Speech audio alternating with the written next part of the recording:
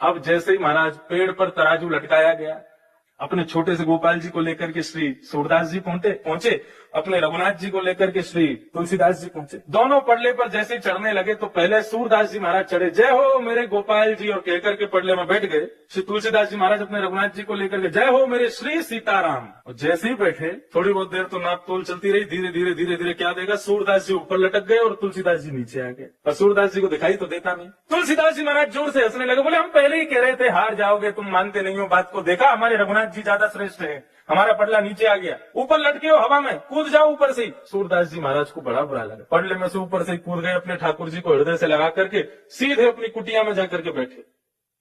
और कुटिया में जाकर के ठाकुर जी को दूर बैठा दिया और ठाकुर जी से मुंह फेर करके और रोने लगे, और रो रो करके कह रहे हैं, बोले पूरे दिन गला फाड़ फाड़ करके तुम्हारा गीत गाते हैं, कीर्तन गाते हैं, हमको नेत्र दिए नहीं, दिखाई देता नहीं, पूरे दिन में ना जाने कितनी बार गिरते हैं पढ़ते हैं, फिर भी तुम्हारा भजन नहीं छोड़ते।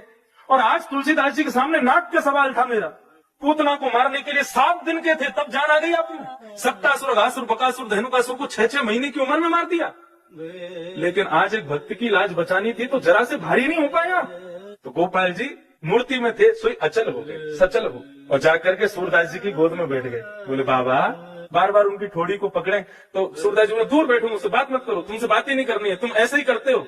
विष लगा करके पूतना आई, वो ज्यादा प्रिय थी आपको, लेकिन हम लोग जो बढ़िया बढ़िया पकवान बना करके पवाते हैं, हमसे प्रेम थोड़ी है आपको। सूरदास जी से ठाकुर जी कहने लगे, मेरी बात तो सुनो एक बार। बोले क्या बात है, बताओ।